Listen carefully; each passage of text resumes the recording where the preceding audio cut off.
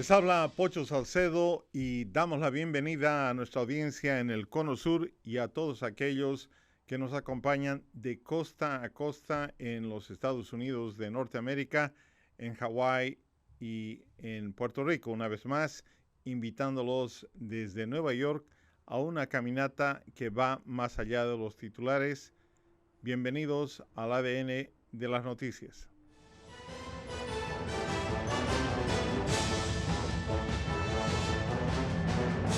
El resultado de la invasión de Rusia a Ucrania sigue en duda, pero no dudamos de las cosas que van a cambiar sustancialmente en Rusia, Europa y la alianza de la OTAN. La decisión de Vladimir Putin de lanzar una invasión a gran escala es una de esas decisiones estratégicas que están impactando a países y a millones de personas como ninguna otra en décadas. Es más, hay una gran posibilidad de que el resultado del conflicto de Ucrania deje a Putin y a Rusia en peores condiciones que las que prevalecían en ese país el 24 de febrero del 2022, que fue cuando comenzó la guerra. Hoy tenemos el gusto de contar con la visita de un experto reconocidísimo internacionalmente, una autoridad en temas de Rusia. Es un gusto de tener con nosotros nuevamente en el programa a nuestro amigo, el profesor Aurel Braun. Él se conecta con nosotros, desde Toronto, Canadá. Profesor Aurel Braun, bienvenido al programa. Un placer. Aurel Braun es profesor de Relaciones Internacionales y Ciencias Políticas en la Universidad de Toronto. También es asociado del Centro Davis de la Universidad de Harvard. Además, es miembro senior del Centro de Estudios Euroasiáticos, Rusos y de Europa del Este en la Escuela Mank de Asuntos Globales y miembro y senador del Trinity College, todos en la Universidad de Toronto. En diciembre de 2012, el profesor Braun recibió la medalla del Jubileo de Diamante de la Reina Isabel II por sus servicios a Canadá y por su distinción académica del Gobernador General de Canadá. Es autor y/o editor de varios libros. Su último libro es Relaciones OTAN-Rusia en el siglo XXI. Su próximo libro trata sobre Rusia, Occidente y la seguridad del Ártico. Y comencemos saltando al lado profundo de la piscina. ¿Fracasó Occidente en desarrollar y ejecutar una política de disuasión, ya sea por negación o castigo a Rusia, para evitar la invasión de Ucrania en febrero del 2022? Y de manera similar, ¿por qué Rusia no pudo detener el crecimiento de los miembros de la OTAN que rodean su territorio? Empecemos por la primera parte y creo que la evidencia apunta claramente al hecho de que Occidente ha fracasado en la disuasión porque Rusia sí invadió. La administración Biden se ha mostrado muy orgullosa de haber predicho la invasión, pero no la impidió. Y eso es, por supuesto, crucial, porque ha habido una pérdida de vidas tan devastadora. Las fuerzas rusas no han logrado tomar Kiev y destituir al gobierno del presidente Zelensky, pero han infligido daños terribles. Y está claro que Vladimir Putin está frustrado por la ampliación de la OTAN. Ellos no han podido impedirlo, de hecho, enfrentando una mayor expansión. ¿Deberían Finlandia y Suecia decidir unirse? Pero no creo que eso sea necesariamente el principal factor de motivación. Creo que lo que más temía en el caso de Ucrania era que este país se convirtiera en un Estado democrático exitoso orientado hacia Occidente, que presente un modelo alternativo al tipo de dictadura que está funcionando dentro de Rusia. Así que ese es el miedo a la contaminación, porque no fue solo una coincidencia que antes de la invasión el nivel de represión dentro de Rusia se incrementara de forma dramática. Entonces, en su opinión, ¿no fue una provocación de los países de la OTAN el ampliar su membresía? Recientemente, Putin, en un importante discurso, regañó al Occidente por no prestar atención a las demandas rusas de garantías de seguridad y un retroceso en la expansión de la OTAN. En 2014, Rusia invadió Ucrania. Ya había habido ese agrandamiento de la OTAN y la excusa en ese momento era que el gobierno ucraniano estaba llegando a unos acuerdos. Sus acuerdos con la Unión Europea, y la Unión Europea fue la excusa en ese momento. Así que es obvio que Rusia preferiría que la OTAN no se hubiera expandido. Es obvio que habrían preferido tener algún tipo de garantías de seguridad, pero eso no significa que esa fuera la razón principal para que Rusia se involucrara en este ataque. Creo que fue una combinación de miedo a la contaminación democrática. No hay nada que Vladimir Putin tema más que la democracia, porque eso llevaría a la eliminación de este gobierno represivo y cleptocrático. Un gobierno muy corrupto que está en funcionamiento y por eso quiere impedirlo. Pero el otro elemento que Vladimir Putin no quiere ver es, además de este tipo de peligro de contaminación, él no quiere ver ningún tipo de desafío a la imagen de Rusia de invencibilidad. Y por eso buscó oportunidades para desviar la atención de los problemas internos tratando de encontrar éxitos externos. Y parecía tentador cuando si miras hacia atrás antes de estos eventos, en febrero de este año, ¿cuál era el panorama?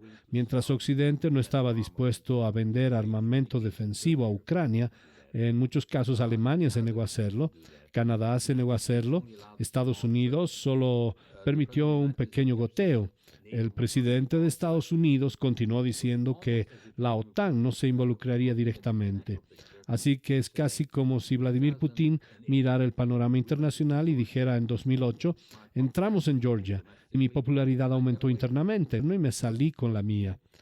En el año 2014 entramos en Ucrania, en el este de Ucrania, nos anexionamos Crimea ilegalmente, las sanciones que se impusieron no surtieron efecto y mi popularidad aumentó internamente. En 2015 fuimos a Siria, apoyamos el régimen de Bashar al-Assad y no se hizo nada para evitarlo.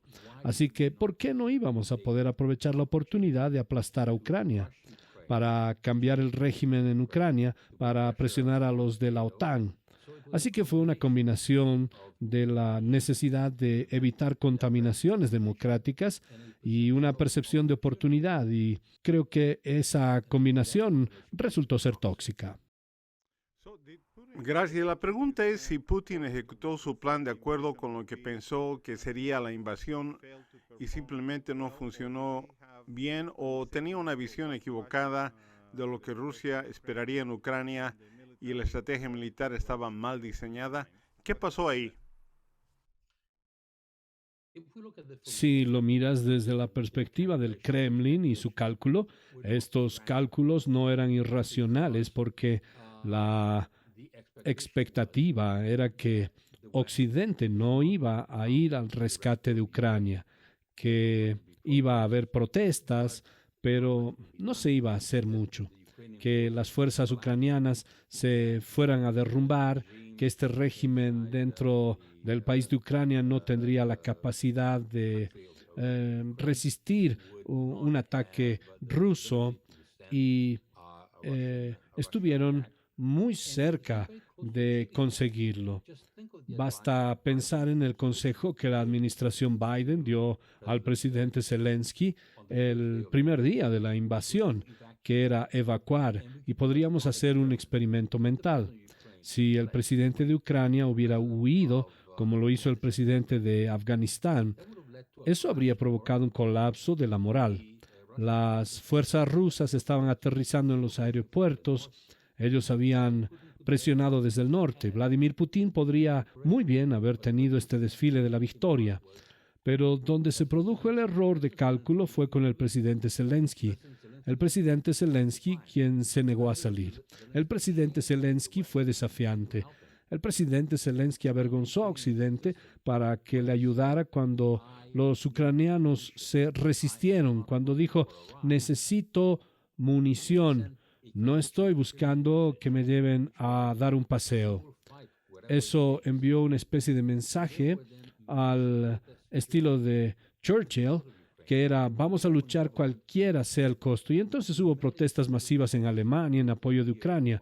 El gobierno alemán tuvo un dramático cambio de política de más de 30 años.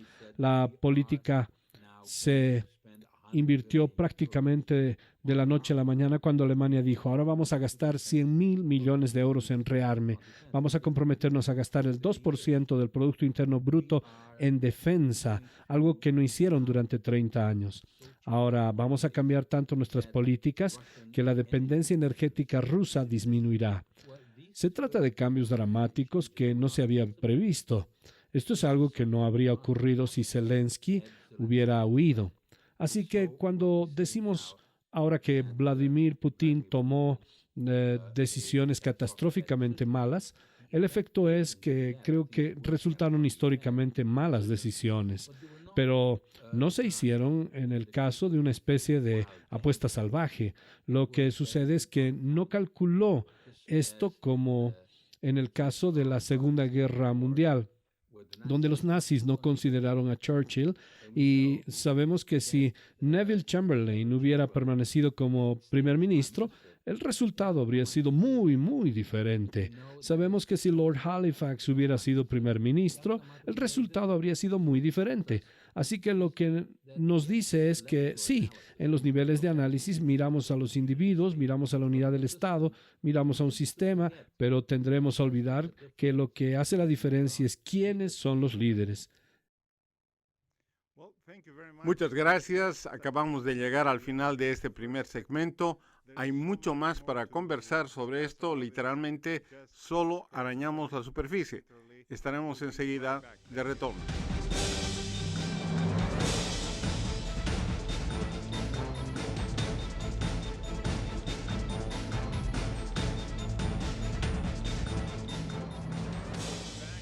Bueno, y estamos nuevamente con el profesor Aurel Braun. Se une a nosotros desde Toronto, Canadá. Me gustaría preguntarle, por lo que podemos ver, esta guerra le ha dado a los ucranianos un sentido más fuerte de identidad nacional y se han manifestado muy molestos contra Rusia. Ahora, su enemigo declarado. Se ha visto que el ejército ruso no es tan eficaz. La OTAN ahora tiene un sentido renovado de unidad y propósito. Países como Alemania y Francia están aumentando sus gastos de defensa. Y Finlandia y Suecia están considerando unirse a la OTAN. ¿Cuáles son los beneficios para Rusia hasta ahora?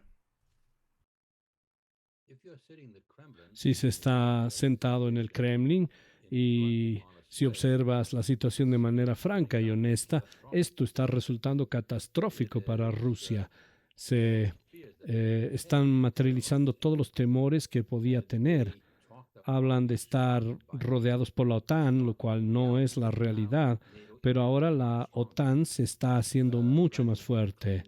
Vladimir Putin afirmó que no había nacionalidad ucraniana, que Ucrania era un estado artificial. Y como tú has señalado, la nacionalidad ucraniana se ha reforzado en un nuevo sentido de propósito nacional. Hay una especie de unidad dentro de Ucrania que hace que muchos ucranianos de habla rusa se sientan extremadamente patriotas. Así que el idioma no define la lealtad nacional. Ucrania, como Estado, está cada vez más cerca de Occidente. Ahora, es demasiado pronto para declarar la victoria porque pueden pasar muchas cosas. Rusia todavía tiene poderosas fuerzas militares. Las cosas pueden ir mal.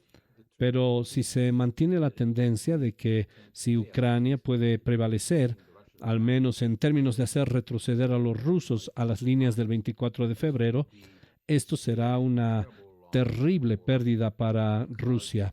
Lo que sucedería es que tendrías en el caso del Kremlin una situación en la que está mirando a una Ucrania independiente que está construyendo la democracia, que está ligada a Occidente, que se está convirtiendo en un éxito económico, comparado con Rusia, que estaría bajo sanciones y cuya economía va muy, muy mal.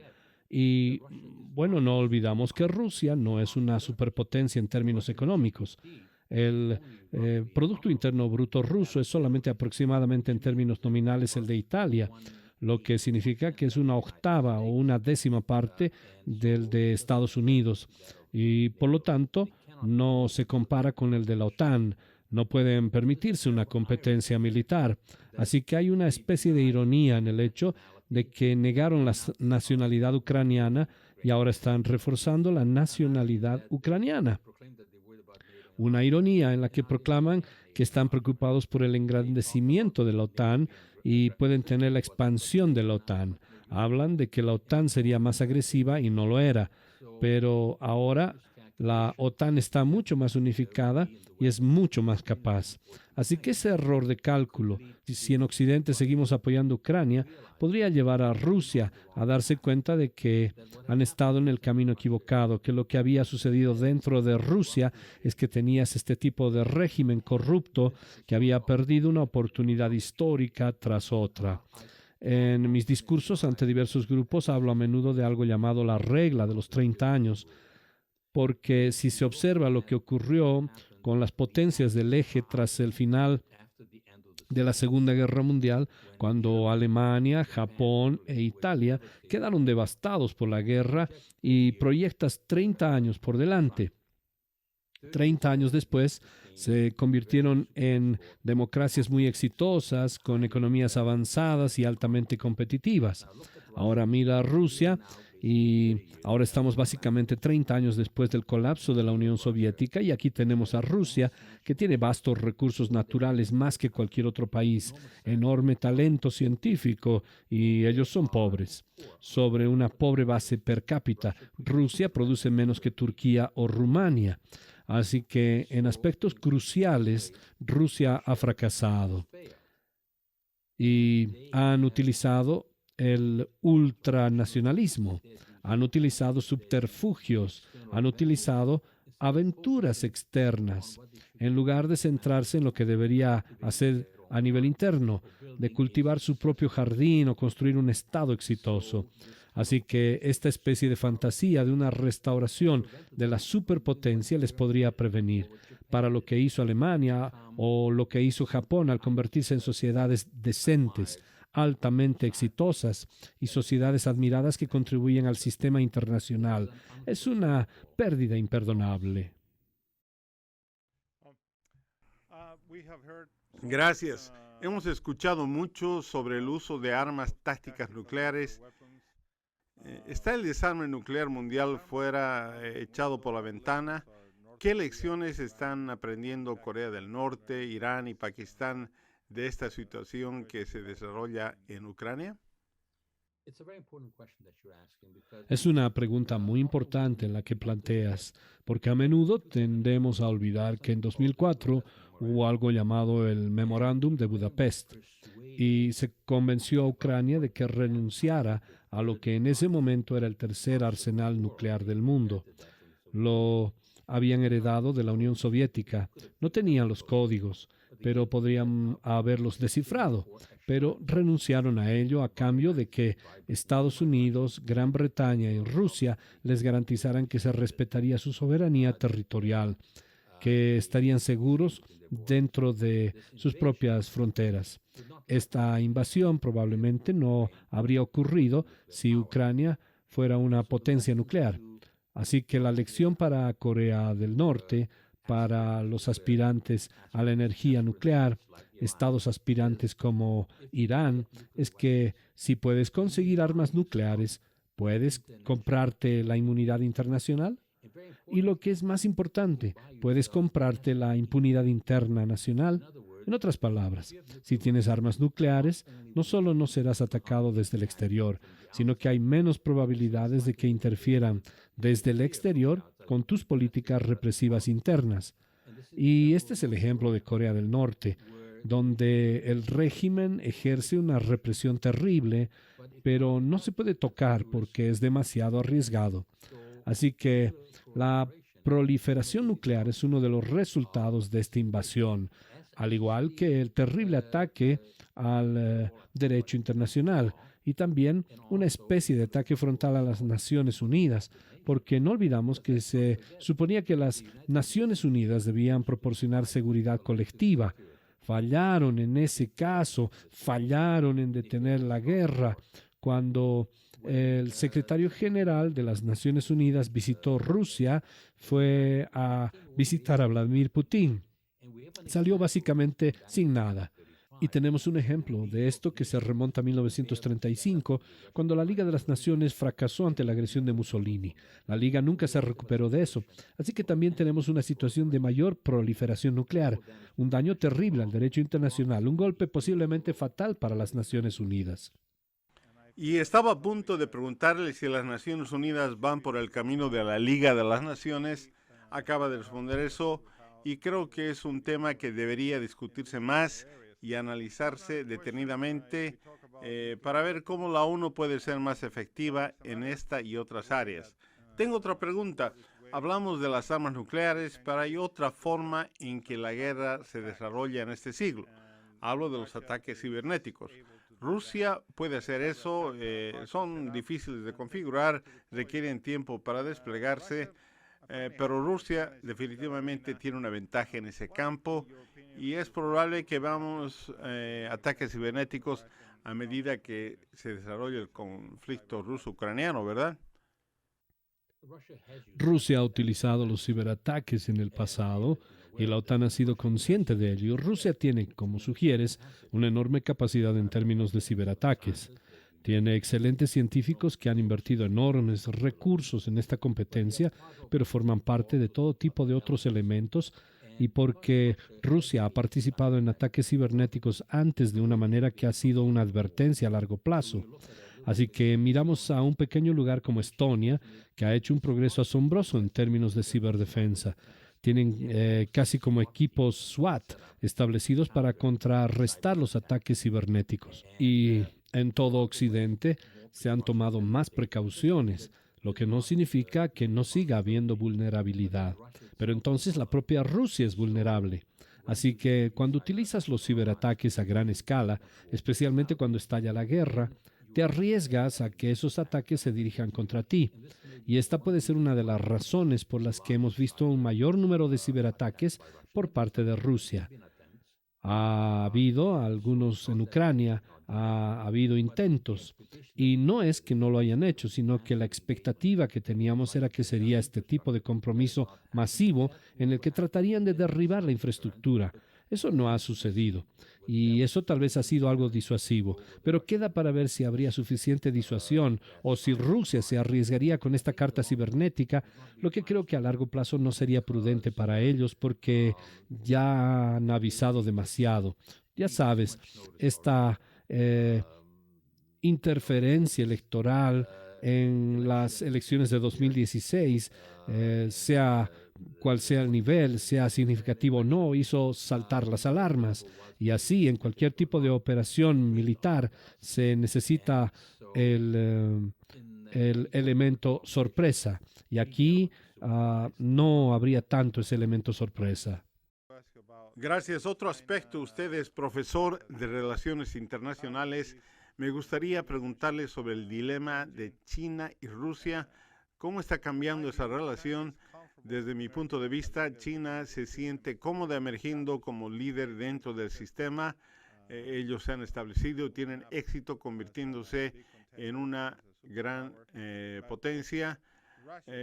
Como superpotencia están en ese camino. Y Rusia principalmente desea, creo yo, desmantelar el orden existente porque no se perciben a sí mismo con el poder económico para participar y tener éxito a nivel de las superpotencias. Por tanto, parece un enfoque contradictorio del sistema internacional. ¿Cómo se va a resolver esto, ya que estos países parecen unirse ahora? Hubo una reunión entre Xi Jinping y Vladimir Putin antes de la invasión de Ucrania. Fue durante los Juegos Olímpicos. Vladimir Putin fue uno de los pocos líderes que acudió a los Juegos Olímpicos y ambos declararon que la amistad entre Rusia y China no tenía límites. Lo que estamos viendo ahora es que hay límites. Hay límites porque es una especie de conexión artificial, como bien dices. China está en una liga diferente. China es una gran potencia económica. Rusia no lo es. China puede respaldar su política exterior con capacidad real. Rusia tiene ambiciones, pero carece de capacidad. Y así, en la medida en que haya una asociación, Rusia es en gran medida un socio menor que se niega a aceptar. Creen que son socios iguales. Sin embargo, lo que vemos constantemente es que la China es la que toma las principales decisiones en este sentido. Rusia se ha vuelto mucho más dependiente de China porque quiere vender a China la energía que no puede vender en Occidente. Necesitan el apoyo de China en las Naciones Unidas. China se ha aprovechado de esto. China tiene agravios históricos de larga data contra Rusia. Han sido humillados por Rusia en el pasado, no lo han olvidado. Y en 2019 hubo una portada de la revista The Economist que creo que reflejaba la relación con mucha precisión, en la que aparecía este panda gigante sentado y un pequeño oso diminuto sentado en la rodilla del panda gigante. Y eso indicaba la pobre relación de poder de lo menor que era Rusia en realidad comparada con China. Muchas gracias y solo en los últimos 30 segundos que tenemos, ¿qué es lo más importante que debemos recordar en este tiempo extraordinario que observamos en este conflicto entre Rusia, Ucrania y la participación de OTAN? No es un conflicto regional, presagia lo que está ocurriendo en el mundo. Es el retorno de la geopolítica. Tenemos que entender que las personalidades importan y que el poder duro importa. Sí, la diplomacia y la negociación son cruciales, pero hay que tenerlas todas integradas. Y nosotros, en Occidente, no podemos permitirnos el lujo de descuidar el poder duro. Esa es la lección y hay mucho en juego. Muchas gracias. Nuestro público siempre espera con ansia su participación en el programa. Gracias por desafiarnos con pensamientos frescos y esperamos tenerlo de vuelta pronto. Bueno, gracias por invitarme. Un placer.